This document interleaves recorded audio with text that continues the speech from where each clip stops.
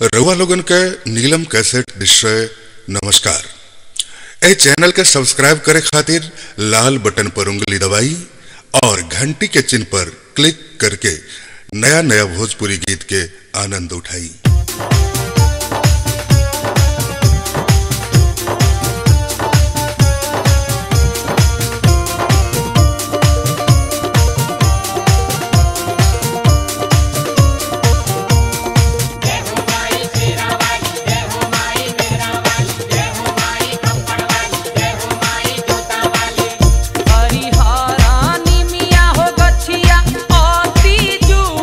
हो की ताही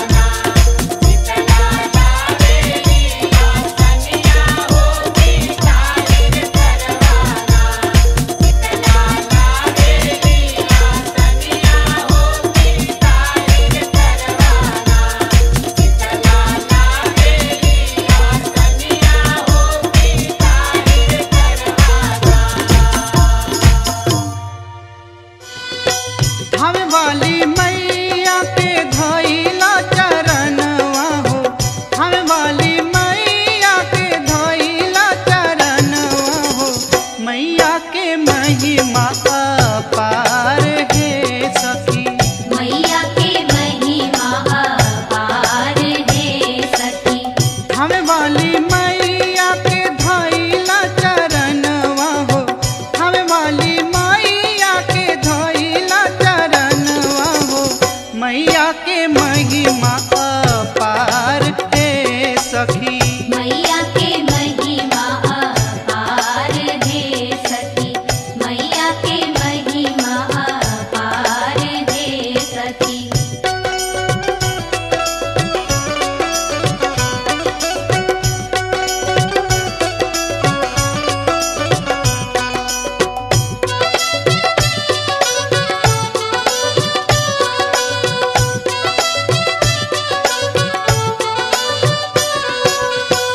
कटकुश के मैया बग से दबरी करावली, दवरी करवली हो दवरी करवली। अजगर सपवा के रसरी बनावली, रसरी बनवली हो रसरी बनवली। अजगर सपवा के रसरी बनवली। भालू रहल रखवार गे सखी। मैया के महिमा अपार है सखी। मैया के महिमा अपार है सखी। जय जय माँ, जय जय माँ, जय जय मैया।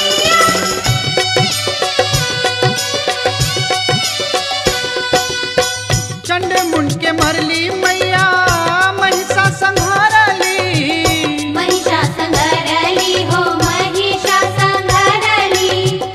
मानन के जिद पर मस्तक रहसु के फरली, रहसु के फरली हो रहसु के फरली। मानन के जिद पर मस्तक रहसु के फरली। जानेला सगरी संसार है सखी। मैया के महिमा अपार है सखी। मैया के महिमा अपार है सखी।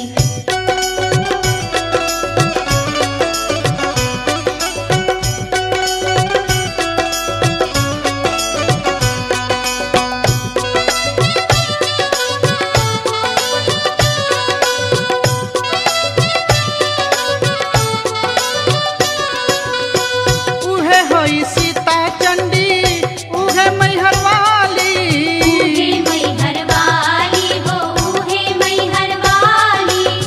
झोरा सबके भर देली जेकर जेकर खाली, जेकर जेकर खाली हो जेकर जेकर खाली। झोरा सबकर भर देली जेकर जेकर खाली। पूजा होला सुकवा सोमार के सखी। मैया के महिमा अपार है सखी। मैया के महिमा अपार है सखी। जय जय माँ, जय जय माँ, जय जय मैया।